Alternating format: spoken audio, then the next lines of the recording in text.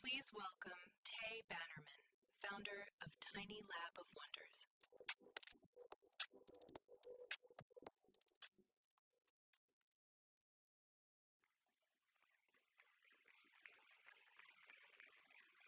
All good? Hello. Why are you guys leaving? It's all good. How's everyone going right now? All good? So first of all, I just want to thank you all for being here. Thank you for taking the time to be here, for spending the next few minutes with me. Um, and I'm going to talk a little bit about my experiences, a little bit about the conversations I've had. And I've been a designer for a long time, for almost 20 years. But over the last couple of years, I've had a lot of conversations with people, really talented, brilliant people who have spent years on their careers and their skills, and they've started to question how much of that matters. And so from all those conversations and my own experiences, I started to think about, okay, what does all of that really mean? And this is my attempt to share that with you. So I'll split into 3 chapters. So chapter 1, I'm going to start talking about myself a little bit. So this is when I started my career. I was making websites, and I was 15 when I was doing this. Didn't really have a sense of what the future would be. I was just a teenager who was obsessed and passionate about creating things. And I never thought it'd be a career, but after kind of, a couple of years doing that, I came to a choice where I went, okay, I'm going to university, what should I study?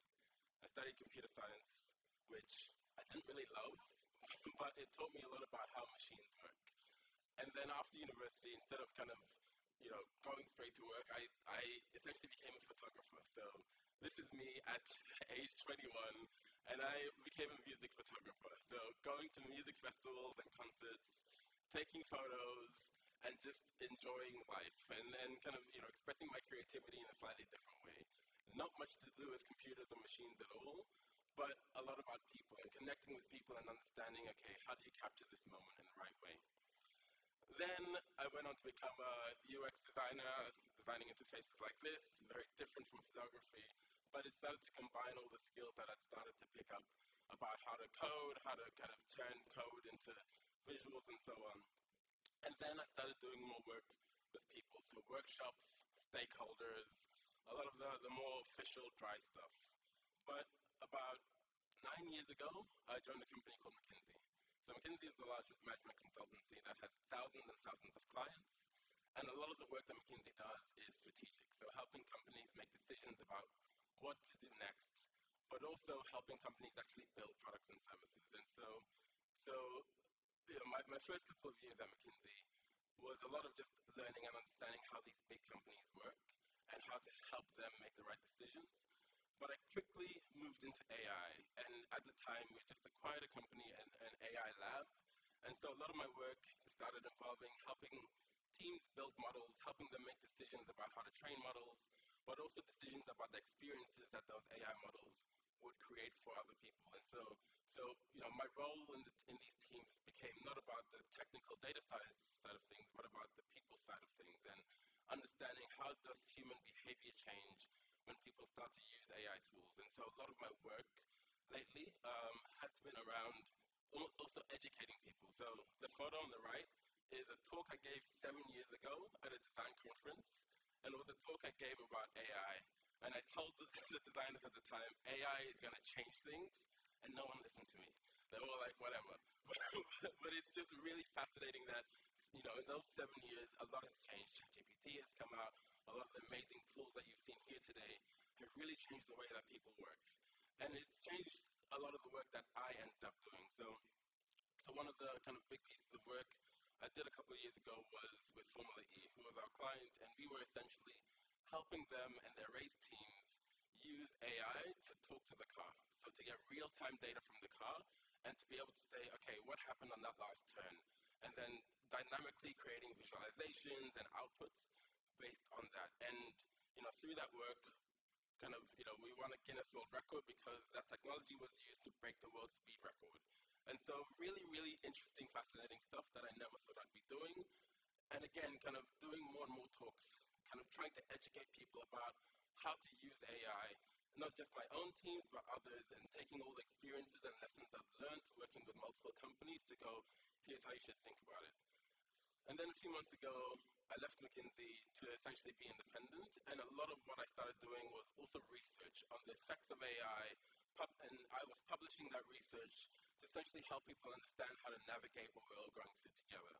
So a lot, creating frameworks and distilling things so that people could make sense of uncertainty. But I'm going to go back to when I was a teenager. That's me on the right, by the way. I'm going to go back to when I was a teenager, and this was my domain.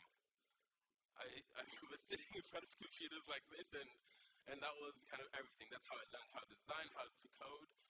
But I was thinking a lot about what that time was back then and how you interacted with machines.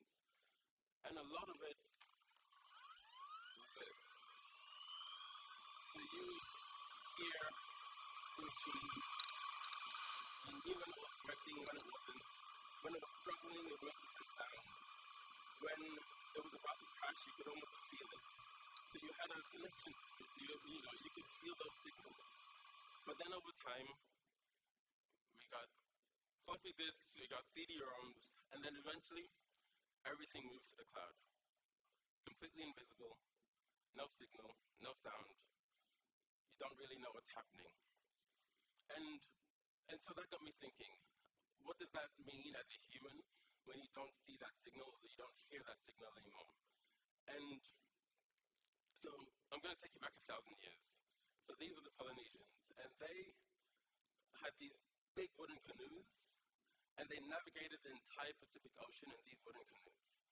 So, the Pacific Ocean, biggest ocean in the world, thousands and thousands of kilometers, and they essentially, discovered every single island in the Pacific Ocean with these canoes. So they would navigate, they didn't have maps, they didn't have compasses, they didn't have any instruments, but they were able to read the earth, read the waves, and understand how to navigate. And each journey would be over 3,000 kilometers. So they would kind of, not only have the faith, but have the understanding and the conviction to be able to navigate these oceans just with these kind of, primitive tools or materials you want to call them. And so a lot of what they did was reading the stars to understand where they were on Earth, but also reading wave patterns, looking at birds and their flight patterns of birds to understand where the birds were going and which species of bird would fly when, but also things like the shape of the clouds, the color and temperature of the water. So they read all these signals to understand and to get the confidence that they were doing the right thing and to get the confidence about where they were going. And to the point that they could lie in the bottom of a canoe and feel the waves and know exactly where they were on Earth based on how the waves were moving at that moment in time. So they developed these signals and the ability to read so well that they could literally know exactly where they were just based on this notion. And as humans, we've been doing that for tens of thousands of years. So this is how we lived 12,000 years ago. And we understood the earth, we understood how to get the right crops and food and animals. But, back then we didn't understand physics or fluid dynamics or any of what we understand today, but we had practical wisdom. So we could read systems that couldn't explain themselves in a way that allowed us to navigate and us to flourish. And then we started creating technology. And the first technology we created gave us these signals. You could touch the phone, you could feel the buttons, you got that feedback. And over time, all the technology we created for ourselves kind of had that feedback. There were different form factors and so on, but it still gave us the same signals that we've always had as to how to navigate and use this machine. And then the iPhone came along. And each time, each kind of innovation, we traded feedback for efficiency. So now we have devices that are just a piece of glass. You touch the glass, and you kind of enter another world, essentially, but you don't get that feedback anymore. And then ChatGPT, these AI tools came along, so much power. People, so many people are using ChatGPT, so many people are using AI tools, and these are accessible to almost everyone. And a lot of them, or actually all of them, look just like this. A single floating box, white space, you have no feedback, no idea what's happening behind it, no way to tell what you can trust and what you can't, and you don't have those signals anymore. But these are the systems that are reshaping the way we work and the way we live, but they don't give us any sense of their confidence or their certainty. We have no idea when they're operating at the limits of their capability. And so we have these powerful, powerful systems, and they're completely silent. And I think in that silence, it's hiding a lot of power. And I think, when you just reflect on that, reflect on where we started and where we are now, we have these absolutely awesome things that really can't tell us how they're working, and where we have to work out how to navigate that trust ourselves. And I'm going to pause. That got heavy. So I'm going to show you a picture of a poop emoji, just to break the tension a bit. So we're going to get to lighter topics now. Chapter 2. So one thing I like to think, again, we're going to get to a lighter topic. What would happen if nuclear war started? So I'm going to play a quick video that just explains what would happen if a single country fired a nuclear warhead at another.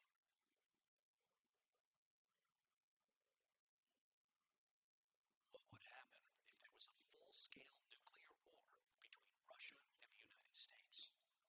Based on non-classified data, the aftermath might go something like this. When one side launches nuclear missiles, the other side detects them and fires back before impact. U.S. submarine-launched ballistic missiles from west of Norway start striking Russia after about 10 minutes, and Russian ones from north of Canada start hitting the U.S. a few minutes later.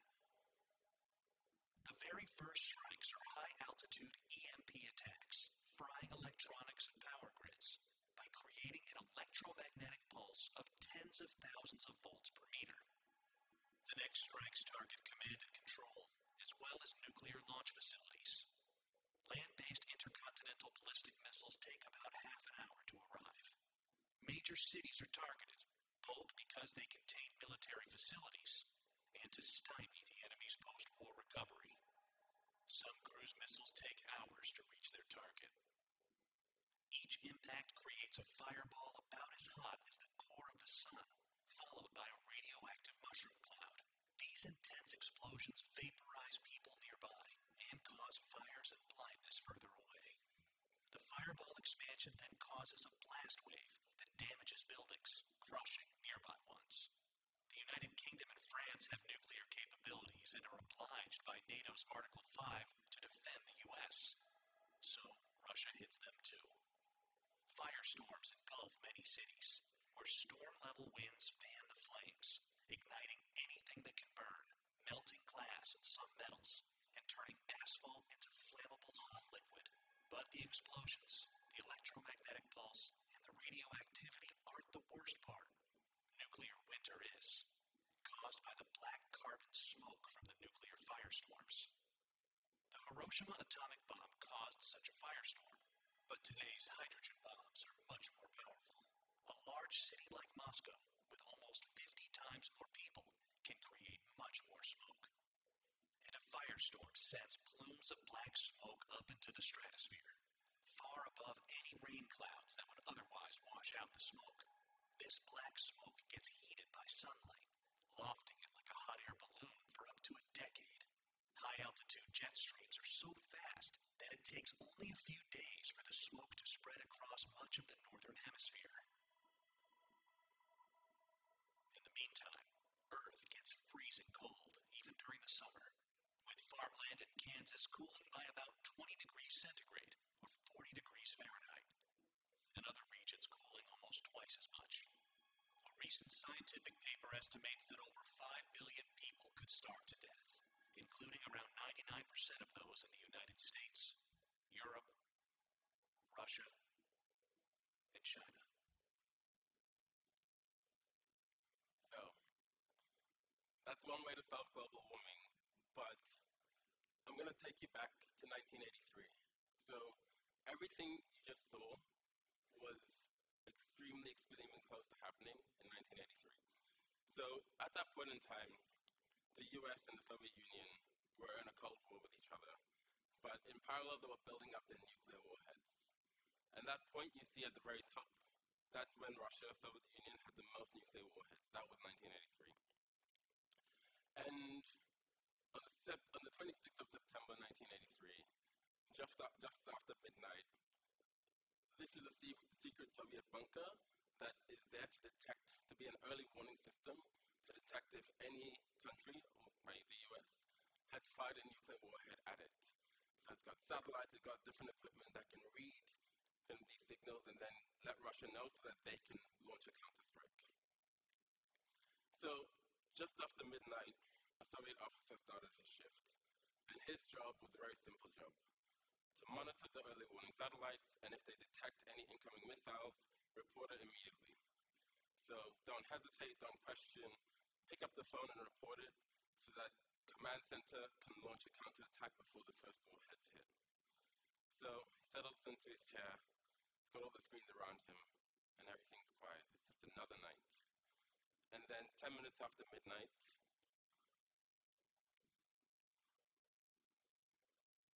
the alarm start going. And on the screen it says, America has fired a nuclear warhead at Russia.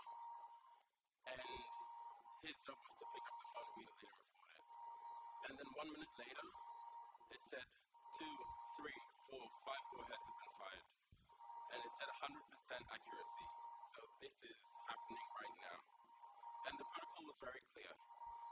He was meant to press a button and then report it so that the retaliation missiles could happen. But he hesitated. Something didn't feel right. He said to himself, this isn't how America would do it. He'd studied American war history. He knew the context of, the geopolitical situation at the time. And he said to himself, even though these machines are saying this is happening right now with 100% certainty, this doesn't feel right. So he didn't pick up the phone. And then for 23 minutes, he sat there with everyone in that room looking at him, going, holy shit, have I just made the biggest mistake of my life?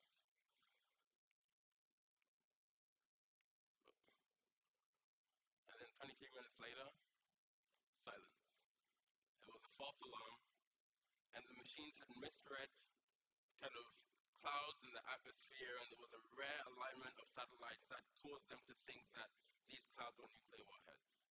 But that man, his name is Stanislav Petrov. He was 44 years old at the time, and on that day in 1983, he saved the world because of his intuition and him going, this doesn't feel right, I'm going to ignore what these machines are telling me. And I think what he had at the time was three things. So he had time to think. He had genuine authority, and he had the ability to question the system. And without those things, if the system had just automatically sent a thing to missile control, it would have been very different. But having a person there with that intuition to be able to make that judgment call was critical to prevent the video that you just saw there. So that's chapter 2. That's the second story.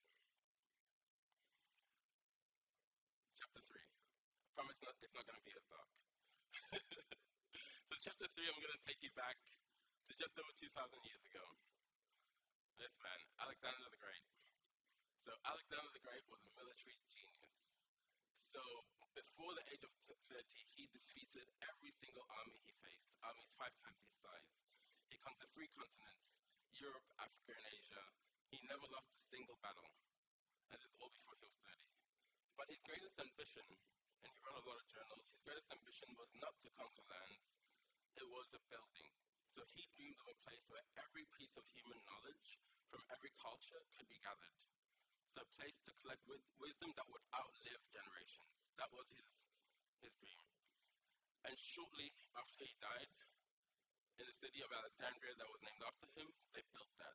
It was called the Great Library of Alexandria and it was the seventh wonder of the world. So it had lecture halls, gardens, laboratories. It was the biggest complex of its time and it was dedicated to knowledge. And at its heart, there were hundreds of thousands of scrolls. So every text, every discovery, every piece of wisdom that the ancient world had ever produced was held in this library. And it was the largest collection of human knowledge ever assembled. And they built the library right next to the port. And that way, as anyone approaching Alexandria was coming in, they would see this magnificent library, and that was, a dedication to human knowledge. But building close to the ports also meant that as any ships came in, they were so dedicated to knowledge that any ship coming in would be searched, and if there were any books or writings, they would be seized and taken to the library. And so that was part of how they collected it, by force. So they also traveled kind of all around the globe to bring in scholars, to bring in different philosophers and so on into the library, but they also collected these scrolls. And so this kind of became just a melting pot and an open ground for people, for scholars from all over the world, to talk, to meet, and to discover. And it was the first time in history that a Persian scholar could debate a Greek mathematician, that an Egyptian astronomer could kind of, could bring in kind of star signals from a Mediterranean astrophysicist. And so knowledge flowed across cultures and it evolved and it pushed civilization forward. And, these scholars, they changed what humanity thought was possible. So it was in this library where it was discovered that the earth was round. It was in this library that longitude and latitude were invented. It was in this library where it was discovered that the brain controls the human body. And geometry was also discovered in this library. So a lot of what we know and use today all came from that library. So every discovery there moved humanity forwards. And then fast forward 250 years, the library is there, it's thriving. But the city of Alexandria is now caught in a civil war. And Julius Caesar has arrived, and he's there to meditate. But instead of mediating, he takes sides. So it's kind of this bloody civil war between two sides, and he comes in and says, actually, I'm going to take one side. And this turns into a battle. And his forces in the harbor are surrounded. And he makes a tactical move to burn his own ships to prevent the enemy from getting them.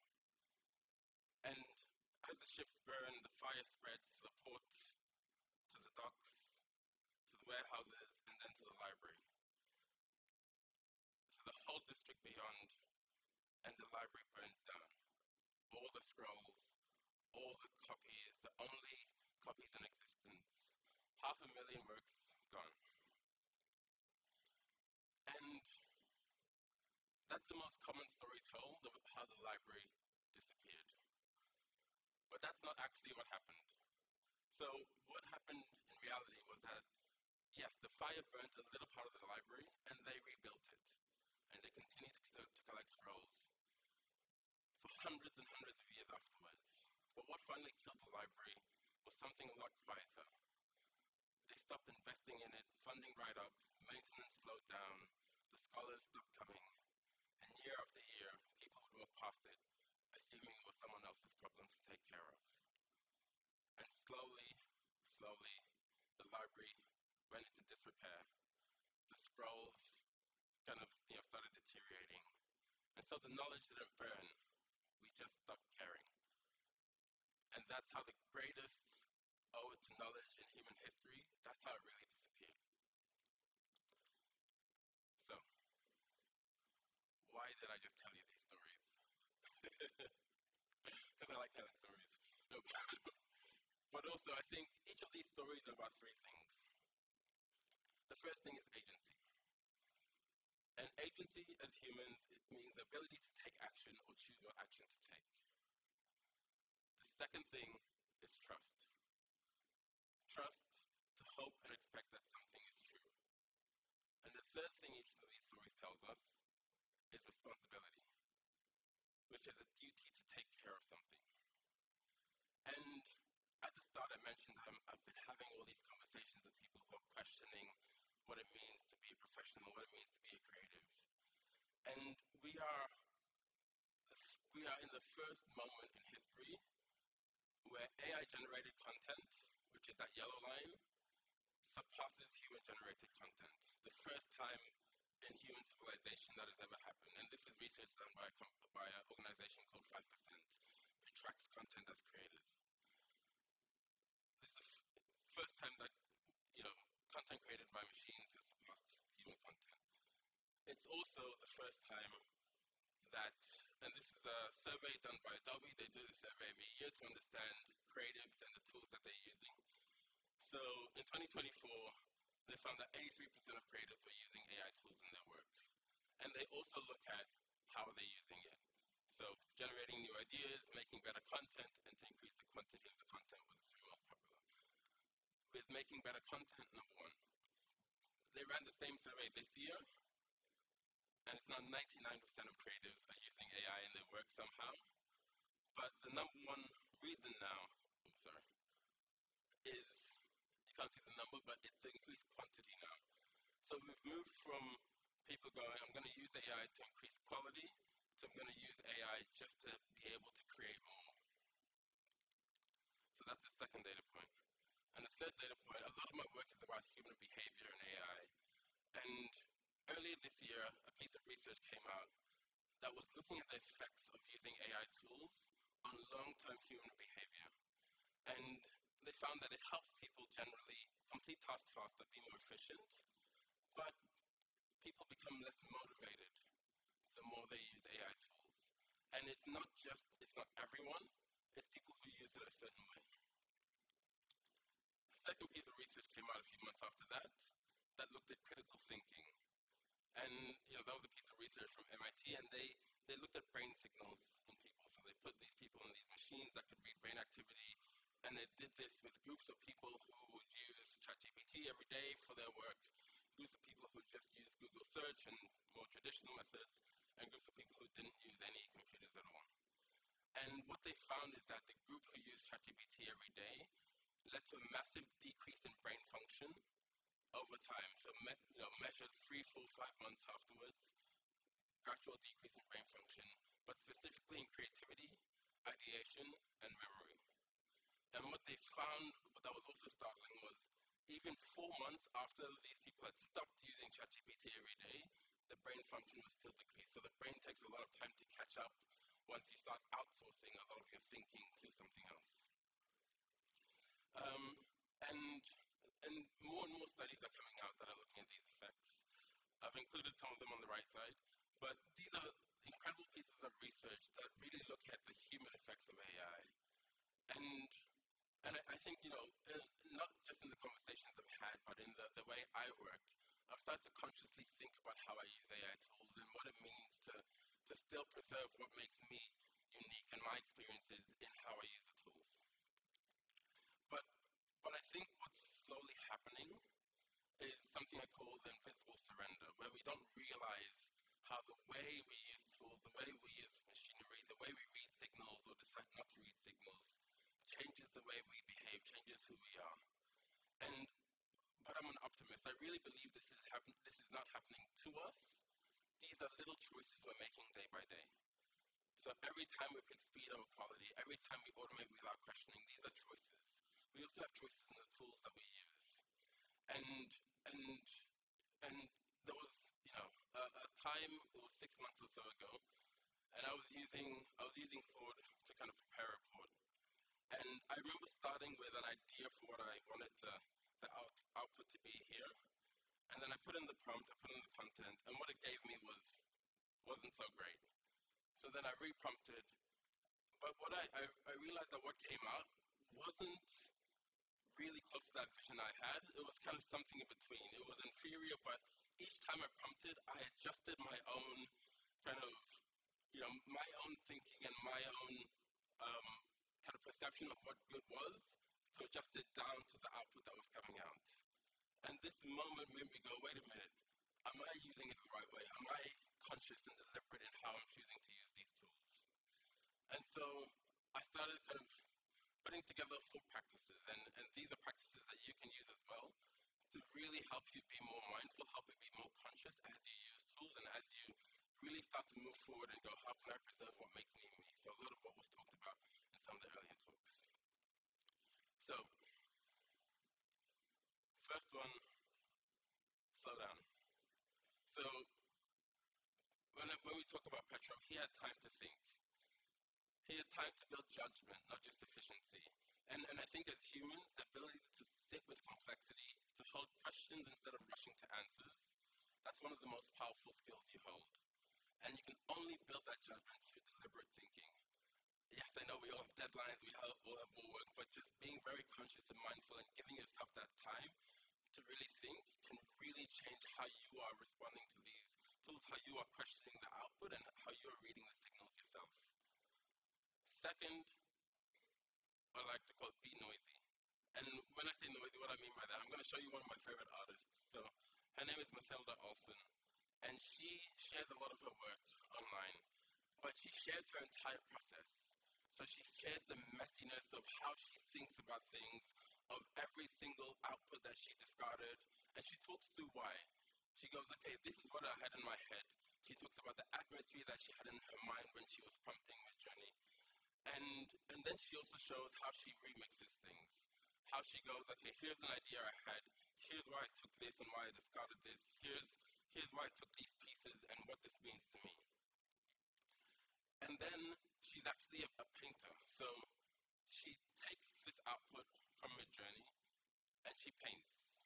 And so the depth, the layers, her story is told not through the digital output, but through what she paints. But I think what's brilliant is that she details her entire journey so that when people see the final work, and this is that final painting, they don't just see an output, they also understand the process, the story, the human behind it, the decisions that were made, so that they're not just going, this is an AI-generated piece of art, but this is something a human made, and these are the decisions that went into it. And I think that's really, really important as creatives for us to hold. So, being noisy means showing the process, not just the product, and using your influence to normalize friction. So a lot of the kind of the messy creation, we don't typically talk about that, but I think the more we talk about it, the more people realize that it's your own experiences, your own humanity that's going into these things. Third practice, keep your hands dirty. So 2 things there, maintain the skills that give you judgment and pass on your knowledge. I think we're going through a period where a lot of young people, young creatives are really worried about what the future holds and are going to jobs where they're worried that they might not get that initial training. But I think everyone in that room, you have the power to pass on your knowledge, to pass on the old school skills you learned, and to teach people how to use that judgment, and to really be a steward of wisdom. And I think, making use of the experiences and wisdom and the emotions and hopes and fears that you have helps others connect with it as well. Last practice, make care your currency. So I think we're in a world that's racing towards more, towards faster, towards cheaper. I think in that world, care becomes revolutionary. I think when you choose depth over breadth, that's a deliberate choice you're making to care.